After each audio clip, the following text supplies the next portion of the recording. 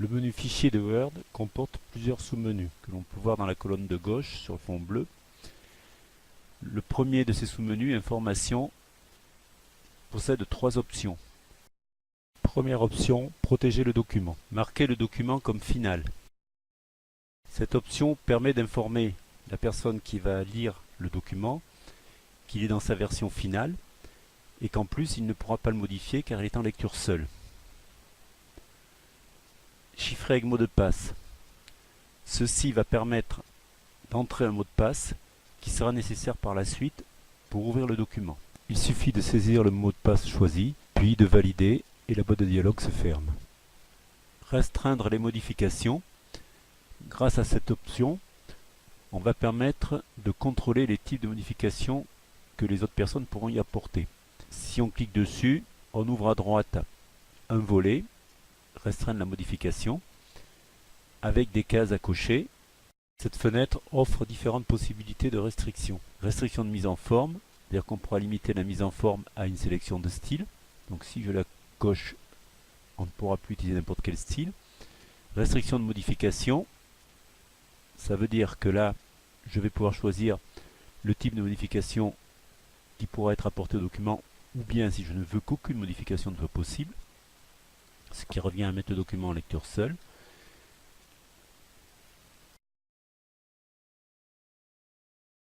Ici, je peux choisir des parties de document qui pourront être librement modifiées et choisir qui pourra le modifier.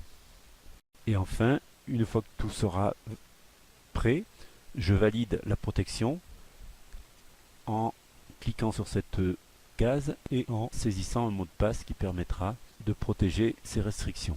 Restreindre l'accès. Cette option va empêcher les utilisateurs de modifier, de copier et même d'imprimer le document. Par contre, ce système nécessite la mise en place d'une infrastructure assez conséquente et notamment l'utilisation de serveurs de gestion, ce qui fait que ce sont en général les professionnels qui l'utilisent. Ajouter une signature numérique. La signature numérique, qu'on appelle aussi parfois signature électronique, c'est un mécanisme qui permet de garantir l'intégrité des documents électroniques et d'en authentifier l'auteur. Ces signatures peuvent s'obtenir soit en payant, soit gratuitement, auprès de différents organismes. Vous trouverez sur ce site un tutoriel vous expliquant la démarche à suivre dans ce but. La deuxième option va permettre de vérifier et d'inspecter le document. Première chose, inspecter le document afin de vérifier s'il n'y a pas des informations privées ou s'il n'existe pas des propriétés qui n'apparaîtraient pas et qui seraient masquées. Dans la liste qui s'affiche après avoir cliqué sur l'option, il suffit de cocher ou de décocher les cases correspondant aux propriétés que l'on veut faire inspecter ou non. Vérifier l'accessibilité. Ceci permet de contrôler que le document ne contient pas d'informations qu'une personne handicapée aurait des difficultés à lire. Enfin, vérifier la compatibilité. Cette fonction recherche les fonctionnalités qui ne seraient pas prises en charge par une version intérieure de Word. Dernière option, gérer les versions. Ceci va permettre à Word de récupérer des versions de documents qui n'auraient pas été enregistrées. Si pour une raison ou pour une autre, absence de récupération automatique par exemple, ou arrêt intempestif, une version n'a pas été enregistrée, le programme va essayer de la récupérer. Sous-menu nouveau. Celui-ci va nous permettre de créer de nouveaux documents. Trois possibilités. Utiliser le document vierge. Un nouveau document entièrement vierge s'affiche. Il est alors possible de le compléter et de le personnaliser totalement. La seconde possibilité consiste à utiliser un modèle proposé par Word. Pour ce faire, il suffit de naviguer parmi tous ceux qui nous sont présentés sur la page de démarrage. L'utilisation des modèles implique d'avoir une connexion Internet active. Dès qu'on a trouvé le modèle qui nous intéresse, on clique dessus afin qu'il soit intégré au document Word. Après que Word l'ait téléchargé, le nouveau document va apparaître et il sera tout à fait possible de le personnaliser. Si les modèles proposés en page de démarrage ne suffisent pas, on peut à ce moment-là faire une recherche plus poussée sur Internet. Dans le champ situé au-dessus de la page, on peut saisir des mots-clés qui permettront de lancer la recherche en cliquant sur la loupe. On peut également utiliser les recherches suggérées. Nous allons prendre par exemple l'événement. Word cherche sur Internet et nous propose une série de modèles, tandis qu'à droite, il affiche une liste dans laquelle les modèles sont rangés par catégorie. Pour chaque catégorie, il indique également combien de modèles sont présents. Nous allons prendre un exemple, le thème fête, et Word nous affiche les modèles correspondant à cette rubrique. Il suffit à ce moment-là de faire son choix et de valider pour que ce soit intégré à un nouveau document Word. Là encore, il est tout à fait possible de le modifier et de le personnaliser. La troisième option du menu Fichier est Ouvrir. Afin d'ouvrir des documents dans Word, nous disposons de plusieurs possibilités. Tout d'abord, les documents d'utilisation récente. À droite, Word affiche les documents qui ont été ouverts récemment. Il suffit de les faire défiler et de choisir celui que l'on veut utiliser. Une seconde possibilité est l'utilisation du cloud de Microsoft, OneDrive. Pour cela, il suffit de se connecter si l'on a déjà ouvert un compte chez Microsoft. Cette démarche d'ouverture de compte est détaillée dans un tutoriel que vous trouverez sur ce site dans la rubrique Internet. Une fois connecté à OneDrive, il suffit de naviguer à l'intérieur comme sur un support de stockage normal. Après avoir choisi le dossier puis le fichier que vous souhaitez ouvrir, il suffit de cliquer dessus et le document apparaîtra dans Word. Ordinateur, cela correspond aux espaces de stockage situés sur votre ordinateur ou sur votre réseau. Il suffit de naviguer à l'intérieur des dossiers de ces espaces de stockage et de choisir le fichier que vous souhaitez ouvrir. La dernière possibilité consiste à utiliser des espaces de stockage que l'on aura ajoutés, tels que SharePoint, ou si ça n'a pas déjà été fait comme précédemment, OneDrive. Sous-menu enregistrer, enregistrer sous. Le sous-menu enregistrer ne fonctionne que si le document a déjà été sauvegardé au moins une fois. Pour cela, on peut utiliser l'icône de la barre d'outils d'accès rapide ou un raccourci CTRL-S. S'il n'a jamais été enregistré, nous allons être redirigés automatiquement vers enregistrer sous. Il est possible d'enregistrer dans OneDrive, toujours le cloud de Microsoft, dans lequel on peut choisir l'emplacement de sauvegarde, sur l'ordinateur ou sur un des emplacements que l'on aura ajouté au préalable. Si l'on a choisi l'emplacement de sauvegarde du document, on va pouvoir, dans la boîte de dialogue, mettre un titre. Il est également possible de modifier l'extension. Par défaut, Word 2013 utilise l'extension DocX. Dans la liste déroulante, de nombreux autres formats de fichiers vous sont proposés. Mais il faut faire très attention, car l'utilisation de certains d'entre eux peut faire perdre complètement la mise en forme du document que vous avez créé, ainsi que certaines fonctionnalités intégrées à ce document. Quand le document aura été sauvegardé au moins une fois, il ne sera plus nécessaire de retourner dans le menu Fichier pour l'enregistrer. Il suffira de cliquer sur l'icône de la disquette dans la barre d'outils accès rapide, ou bien de faire le raccourci CTRL-S. Le retour dans le menu Enregistrer sous ne sera nécessaire que si vous souhaitez changer l'extension du document, ou son nom, ou son emplacement de sauvegarde. Le menu Imprimer propose deux colonnes. À gauche, une série de paramètres, et à droite, un aperçu du document tel qu'il devrait ressortir après l'impression. Le premier paramètre utilisé va être celui du choix de l'imprimante. On clique à droite pour faire apparaître la liste des imprimantes disponibles. Dans la liste déroulante, il suffit de cliquer sur l'imprimante que l'on souhaite utiliser. Il est important de faire ce choix d'imprimante en premier, car les paramètres que vous allez définir par la suite peuvent dépendre du type d'imprimante sélectionnée. Impression personnalisée. C'est-à-dire que l'on peut choisir d'imprimer toutes les pages.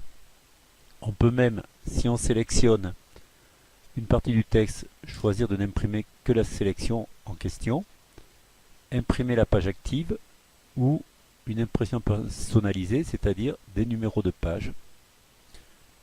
L'impression recto ou recto verso permet de décider si l'on va imprimer sur un seul côté de la feuille ou si on va imprimer des deux côtés et de quelle façon on va imprimer recto verso. Assemblé ou non assemblé. Assemblé, si l'on choisit cette solution, cela concerne en général pour les documents que l'on veut imprimer en plusieurs exemplaires et qui comportent plusieurs pages. Donc assemblé, cela veut dire que chaque document va être imprimé l'un à la suite de l'autre avec les pages dans le bon ordre.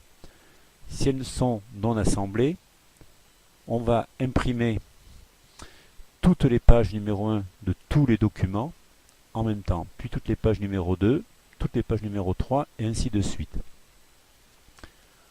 On peut également modifier l'orientation du document, portrait, et ou prendre l'orientation paysage. Dans ce cas-là, on voit que l'orientation de l'aperçu change également. Ici, on peut modifier le format de feuille sur lequel on va l'imprimer, le format le plus répandu étant le format A4. L'avant-dernière option permet de rectifier les marges. Et là également, si on les rectifie, on va s'apercevoir que l'aperçu va changer. Dans l'option page par feuille, on choisit combien on va imprimer de pages sur chaque feuille. Il est même possible de faire une mise à l'échelle en fonction de la taille de la feuille de papier. Ce lien mène à une mise en page plus poussée qui va permettre de personnaliser encore plus l'impression. On voit que l'on peut modifier plusieurs paramètres, les marges, le papier, la taille, le type de sélection dans le bac, la disposition. On peut même toucher à la numérotation des lignes, aux bordures, ceci afin d'affiner l'impression. Une fois que tous les paramètres ont été réglés, on va choisir ici le nombre de copies que l'on veut pour ce document, puis on va lancer l'impression en cliquant sur ce bouton.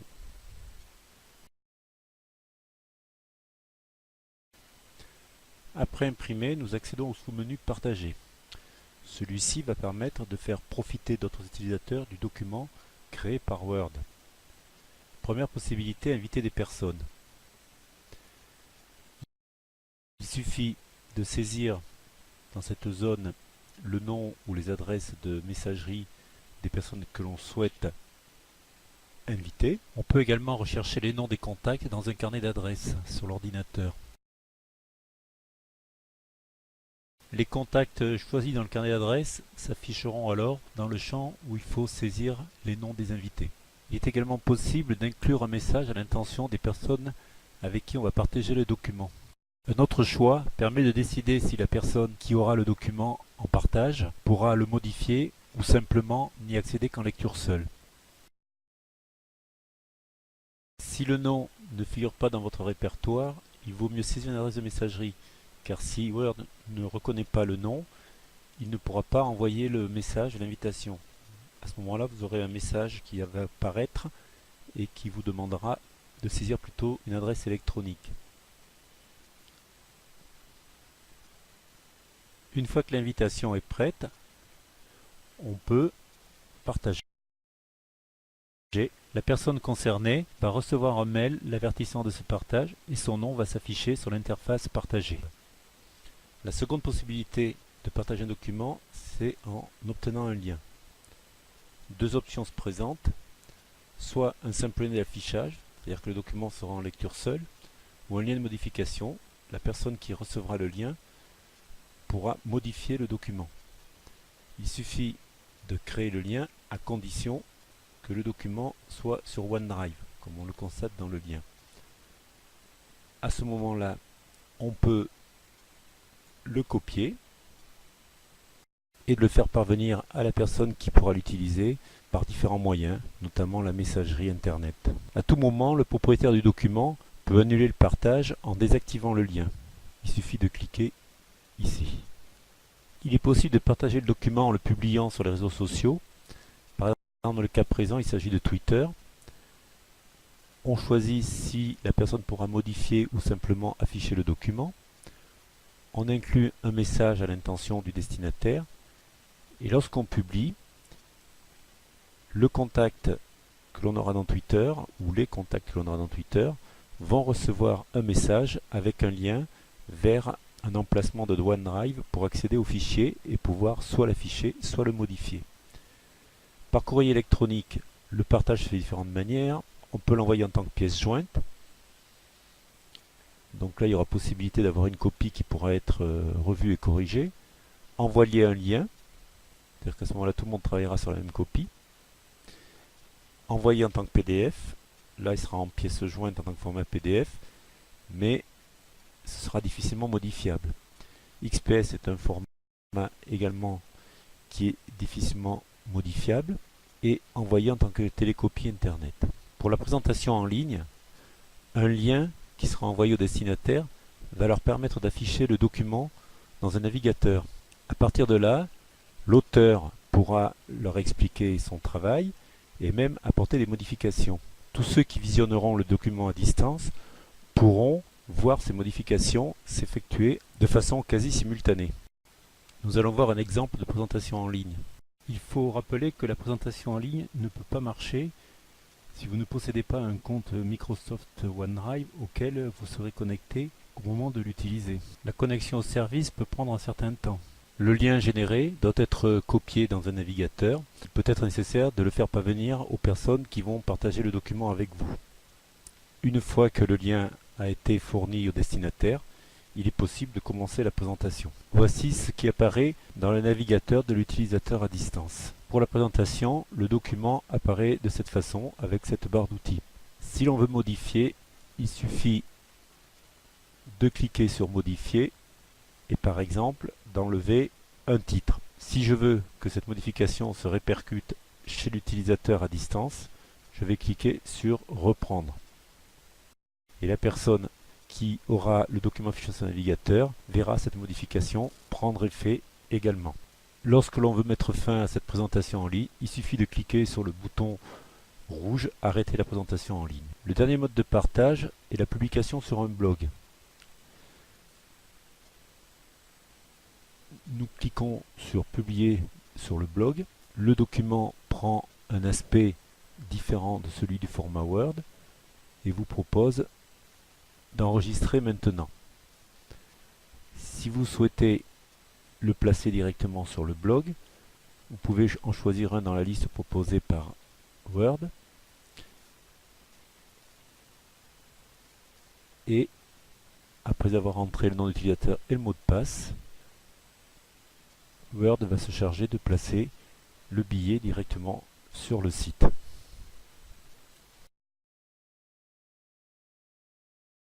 Exporter. Première possibilité, créer un document PDF ou XPS. Ces deux formats, très pratiques pour créer des fichiers en lecture, rendent ceci difficile à modifier. Deuxième possibilité pour exporter, modifier le type de fichier. Ceci se fait en enregistrant le fichier sous un autre format, donc en changeant son extension. Il faut faire très attention, car certains formats peuvent faire perdre la mise en forme complète de l'original, ainsi que des fonctionnalités, et rendre sa lecture très difficile par la suite.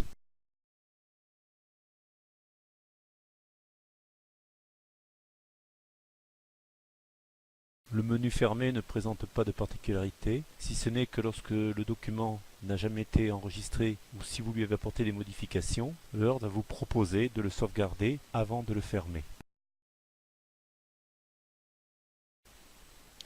Le compte.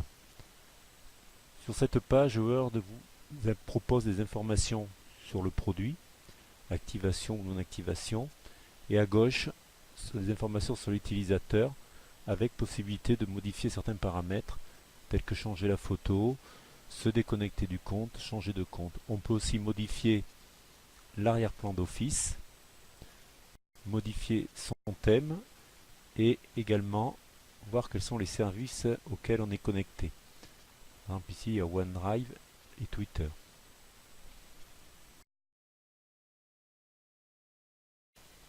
Option va permettre de personnaliser Word aussi bien pour l'apparence que pour son utilisation. Général, ce sont divers affichages, diverses options de démarrage, affichage, des vérifications, c'est-à-dire l'orthographe, les options de correction automatique. Tout à fait possible de personnaliser ces options, d'en enlever, d'en supprimer.